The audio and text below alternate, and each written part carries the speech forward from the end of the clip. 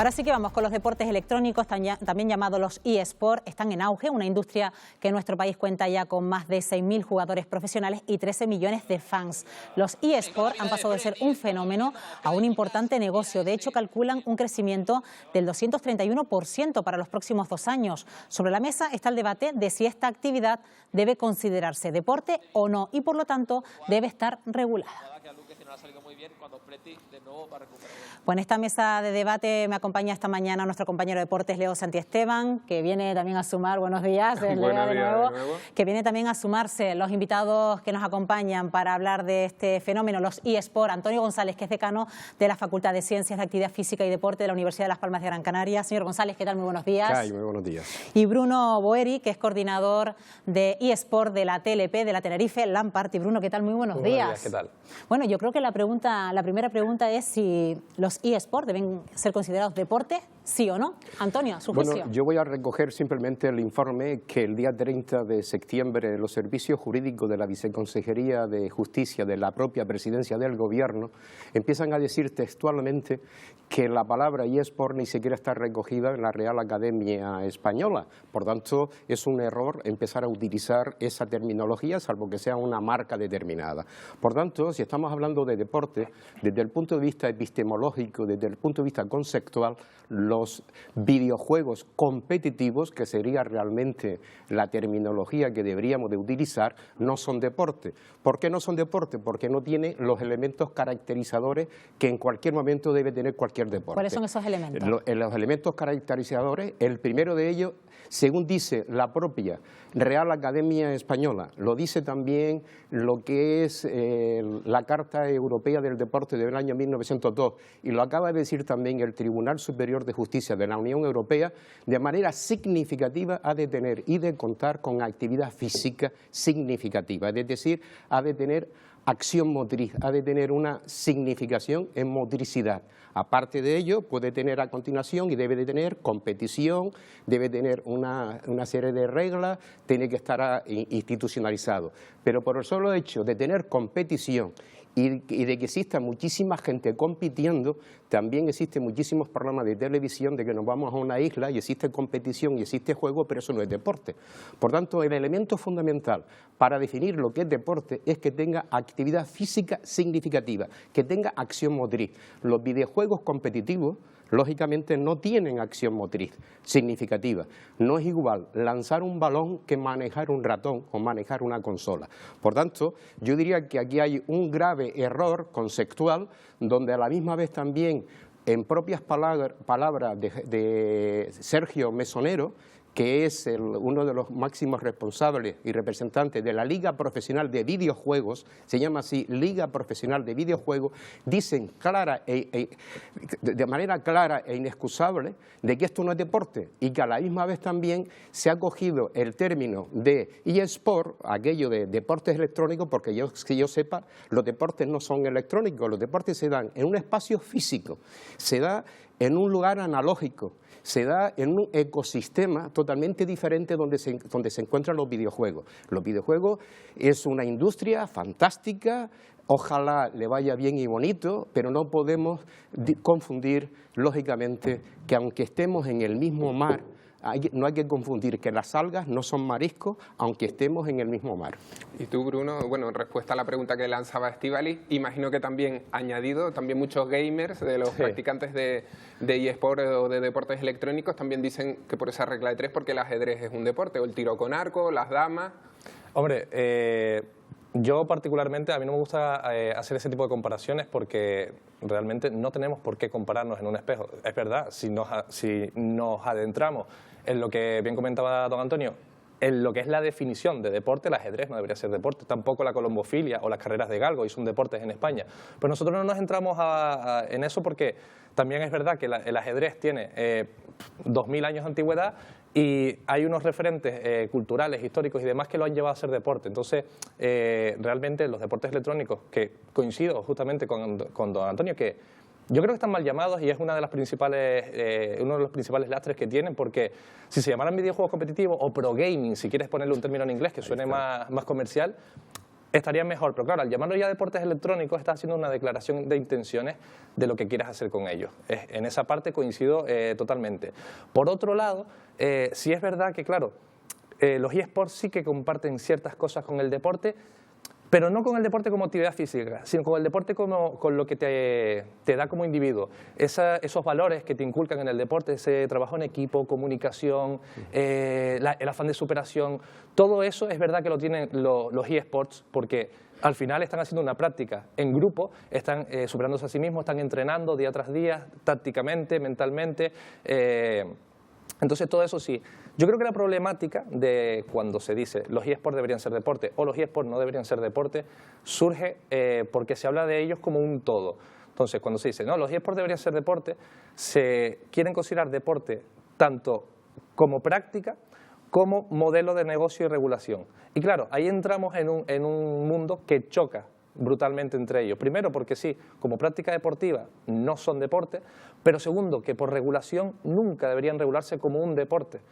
Porque para empezar, y creo que es el punto más significativo, los videojuegos tienen un dueño que es el que publica el videojuego, ese publisher que se llama, esa empresa desarrolladora, y los deportes no. Entonces, si tú quieres regular como un organismo público los deportes electrónicos, estás entrando en conflicto directamente con una empresa que ha gastado millones de euros en desarrollar ese juego. Entonces no se podría haber regulado como establecía ese diseño de la Ley Canaria del Deporte, donde se apostó a la inclusión de los eSports. Es una auténtica aberración desde el punto de vista legal y jurídico y desde el punto de vista técnico. Lo repito, es una auténtica, manifiestamente una irresponsabilidad el haber tenido ese tipo de iniciativa. ¿Por qué? Porque está confundiendo dos ecosistemas totalmente diferentes. Es decir, ya Bruno ha dicho ya dos o tres aspectos fundamentales. Lo que es la actividad deportiva, para que lo entendamos, se mueve en un ecosistema totalmente diferente a lo que se mueven los videojuegos competitivos. Mientras que las actividades deportivas surgen del pueblo en general y desde que se considera deporte, forma parte de la cultura de la humanidad, es patrimonio de la humanidad. Cada videojuego es patrimonio de aquella empresa que lo ha ideado y de su diseñador. En estos momentos, Valve Corporation, por ejemplo, que tiene más del 70 al 80% de los videojuegos del mundo, es una empresa norteamericana. Ellos regulan la competición. La competición, sin embargo, en el deporte es a través de federaciones deportivas. Si tú quieres hacer que hay en estos momentos en torno a 1000 y pico, 2000 y pico videojuegos, los más que se juegan son en torno a 200. Si lo conviertes en deporte, tendrías que hacer 200 federaciones deportivas. Y esas 200 federaciones deportivas serían un caos tremendo. Cuando realmente un deporte se hace para que dure, porque tiene un ciclo de vida muy alargado. El balonmano, el baloncesto, el voleibol tiene un ciclo de vida. El ciclo de vida que tienen los videojuegos depende de la oferta y demanda del mercado. Si el mercado no demanda, ese videojuego deja de existir 3, 4, 5 años. Por tanto, ¿cómo vamos a hacer una federación deportiva? Por tanto, es técnicamente imposible que esto se pueda hacer así. Desde el Colegio Oficial de Licenciados en Ciencia de la Actividad Física y el Deporte, al igual que distintos colectivos, hemos querido utilizar la razón por encima de la bolsa económica que todo esto mueve detrás. Entonces, lógicamente, en uso de la razón, hay que poner cada cosa en su sitio. Entonces, si nosotros ponemos cada cosa en su sitio, no va a haber conflicto. Repito, es una industria fantástica que se mueve dentro de las nuevas tecnologías, donde se mueve además con una creatividad fantástica. Debe de seguir ese curso a través de lo que es una ley digital. Ya en torno, Francia, antes del verano del 2017, ya creó una ley digital. Entonces, lo que hay que entender es, a la misma vez, una desde el punto de vista conceptual, otra desde el punto de vista que son dos espacios totalmente diferentes. El grave error que tiene la ley del deporte es haberle quitado el calificativo fundamental que es actividad física. Eso es una aberración desde el punto de vista epistemológico y además va en contra de las normativas legalmente establecidas por organismos nacionales e internacionales. Eso es una ignorancia desde todos los puntos de vista, mire por donde se mire, y a la misma vez también haber asignado lo que se llama un espacio digital para el deporte. Esto, de acuerdo a las normativas de instalaciones y equipamientos deportivos del Consejo Superior de Deporte, las actividades deportivas se mueven en 3 tipos de espacios. Espacio terrestre, tierra, espacio aéreo, de deportes aéreos, o espacio acuático, ríos, mares y lagos. El espacio digital es una entelequia que es fantástica, pero que yo sepa, yo por lo pronto me voy a reservar algo en el planeta Marte para que dentro de 40 años, a través del espacio digital, yo quizás pueda practicar cualquier señor González, cosa de este el tipo. hecho del ajedrez, del tiro con arco, de ciertas competiciones... Vamos a ver, el hecho de que en el pasado se hayan cometido errores no quiere decir que lo vamos a seguir cometiendo los errores. ¿Entonces considera un error que el ajedrez estuviera contemplado como deporte? El deporte, es decir, el ajedrez en su día, hace 40, 50 años, no había el constructo científico que existe en estos momentos. En los últimos 30, 40 años, la ciencia de la actividad física y el deporte no existían como tales, eran marías. Desde hace 30, 40 años se han escrito más y se han defendido más de 2.000 y pico, 3.000 tesis doctorales que definen el objeto de estudio de la actividad física y el deporte. A partir de ahí, si el ajedrez tradicionalmente, hace más de 50, 60 años, por una influencia mediática de Rusia en concreto y de otros países, lo consideraron, a la hora de organizarlo, lo consideraron deporte, a la hora de organizarlo.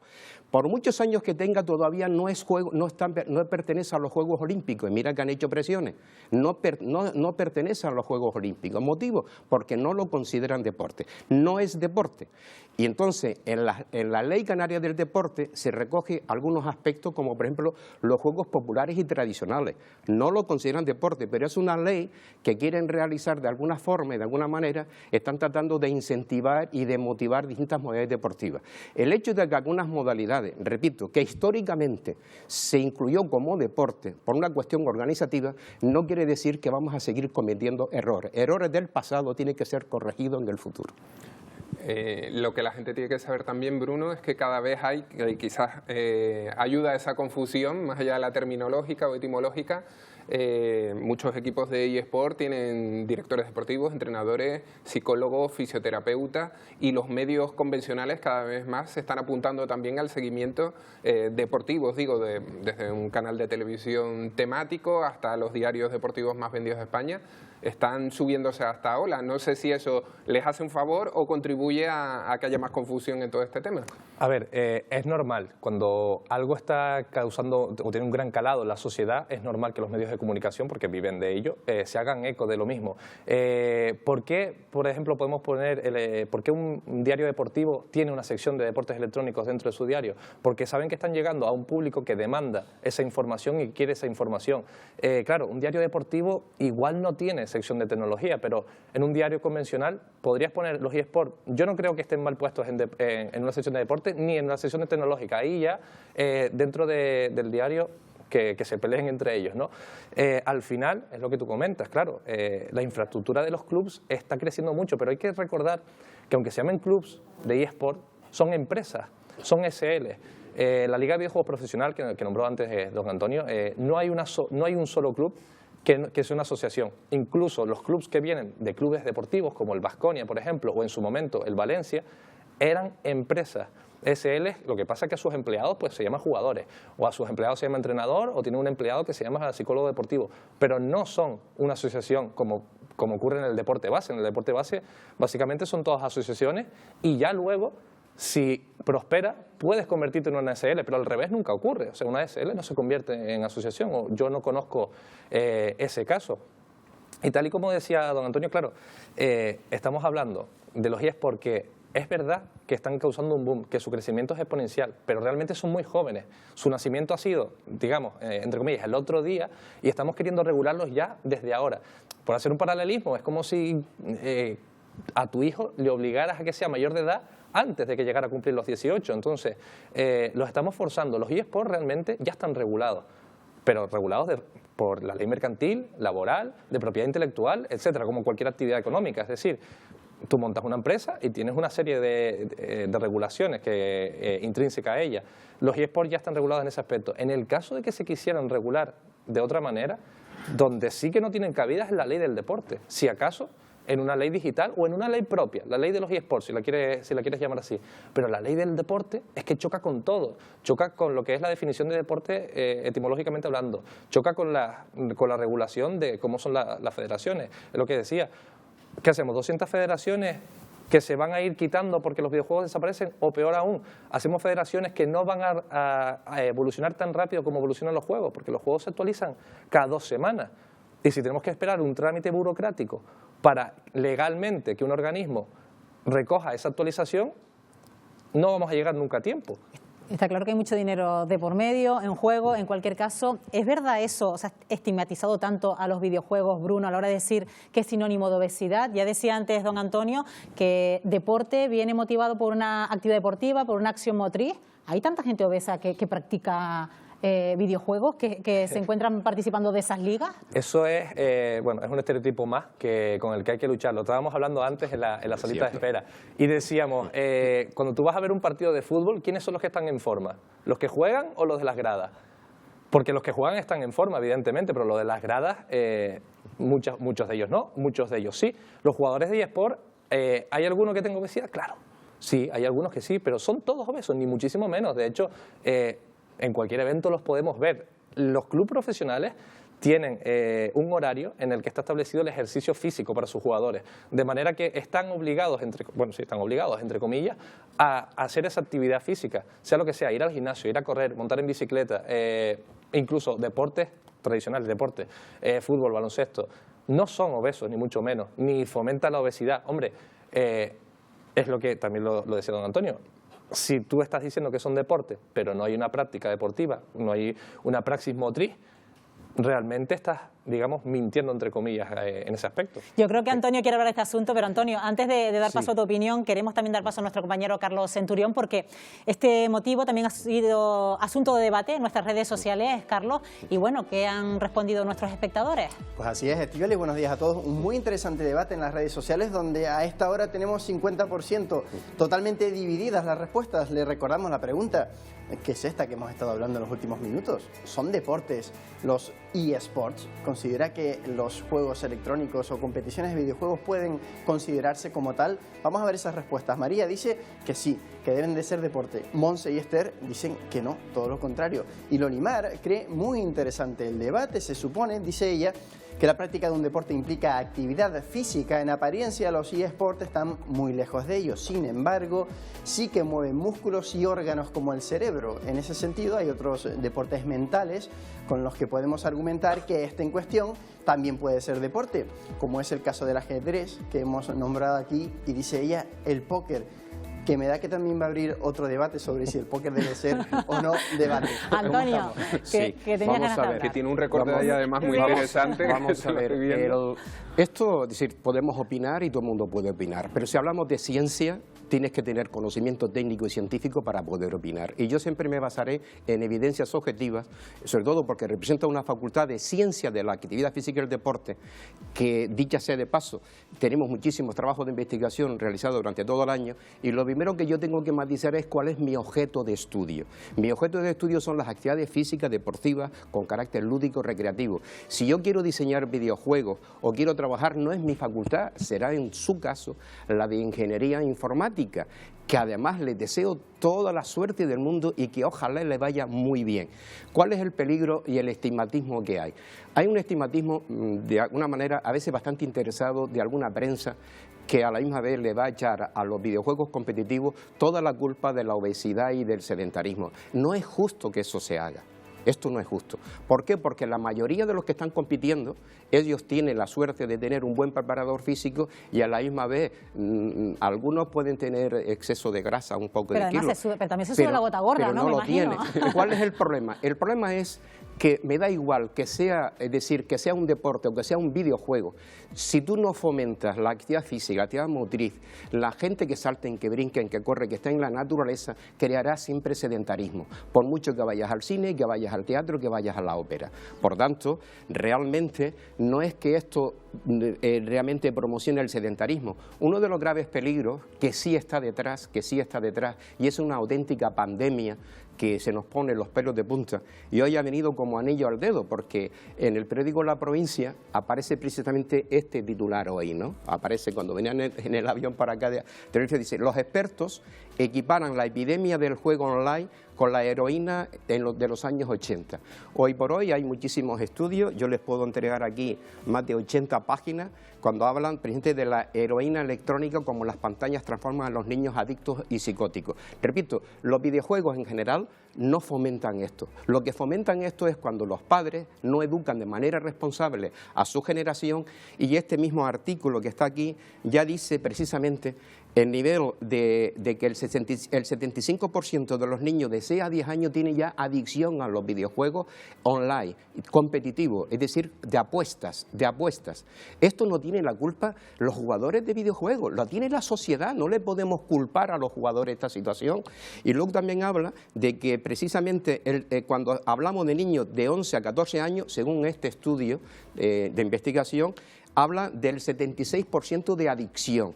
En estos momentos también, este fin de semana, había una jornada sobre el tema de las terapias y demás en Galicia. Las cifras son terribles. Cuando habla que hay más de 12.000 estudiantes jóvenes menores de edad, más de 12.000 con grave adicción a los videojuegos y que están creando unos auténticos problemas. ¿Qué es lo que está ocurriendo, por ejemplo, en aquellos países que más están hoy día promocionando los videojuegos? Primero, promocionemos actividad alegre, divertida, responsable, para que tú cuando hagas videojuegos, eso ayuda mucho a tu inteligencia, etcétera, etcétera. Pero una cosa es hacer 3, 4, 6 horas a la semana y otra cosa es de 6, 8 o 10 horas diarias. En estos momentos hay cifras que se nos ponen los pelos de punta. 24 millones de adictos en alta gravedad tienen esto en China. Antonio, permítame que vamos a despedir a nuestro compañero Carlos Centurión, que va a seguir recabando más opiniones de nuestros espectadores a través de las redes sociales. Gracias, Carlos. Muchas gracias a todos. Buenos días. Y también otro aspecto importante dentro de este debate que estamos teniendo, este pasado fin de semana hubo una jornada también en la Universidad de La Laguna, que está Miti, un jugador gran canario que ha fichado por un equipo estadounidense, que es campeón de Europa del League of Legends, y se anunció que el trofeo rector, que es la competición interna de la universidad de los distintos deportes, va a tener su versión de eSport, con lo cual más madera y más teniendo aquí un representante de la otra universidad canaria.